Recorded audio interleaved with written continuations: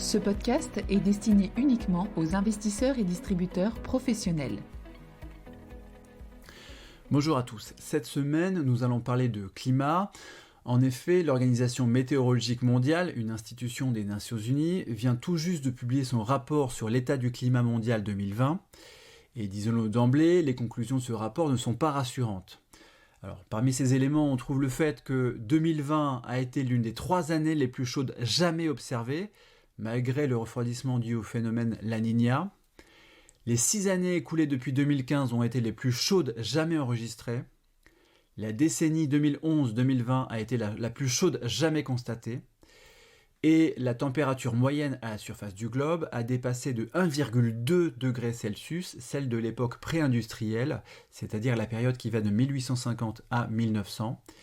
Et au passage, on peut rappeler que l'objectif de l'accord de Paris est de limiter le réchauffement climatique à un niveau bien inférieur à 2 degrés Celsius par rapport au niveau pré-industriel, et de préférence à 1,5 degrés Celsius. Voilà donc pour le rapport sur l'état du climat mondial 2020. En parallèle, l'observatoire de Mauna Loa à Hawaï, qui possède les relevés de concentration de dioxyde de carbone les plus longs, vient d'afficher une concentration de dioxyde de carbone de 420 particules par million pour la première fois de l'histoire. Et on peut rappeler que dans les années 50, on était plutôt aux alentours de 315 particules par million. D'ailleurs, l'IEA, donc l'Agence internationale de l'énergie, indiquait récemment que si le niveau des émissions de CO2 liées à l'énergie au niveau mondial avait bien baissé de 5,8% en 2020 par rapport à 2019, il y avait déjà retrouvé à la fin de l'année 2020 ces niveaux d'avant-crise.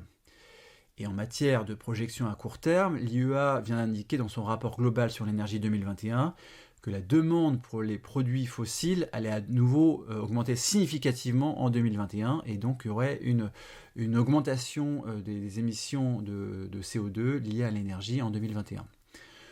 Pour le directeur de l'IEA, Fatih Birol, c'est un avertissement terrible que la reprise économique qui suit la crise Covid est actuellement tout sauf soutenable pour le climat, et à moins que les gouvernements du monde entier ne se pressent pour abaisser les émissions, la situation sera vraisemblablement bien pire en 2022.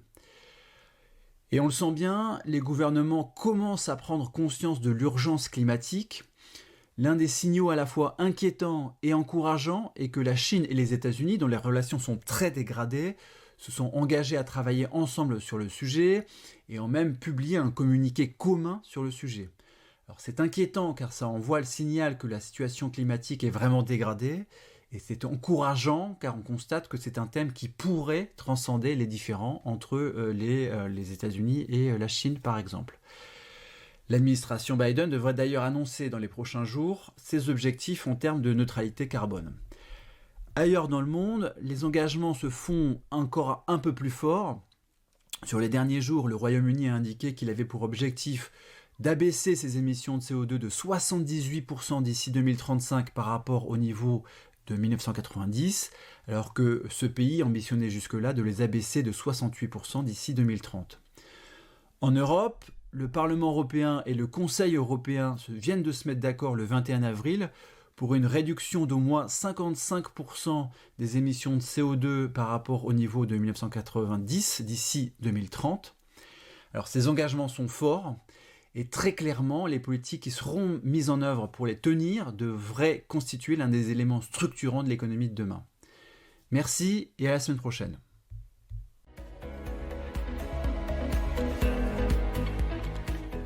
Communication promotionnelle non contractuelle. Les commentaires et analyses reflètent l'opinion de CPRAM sur les marchés et leur évolution en fonction des informations connues à ce jour.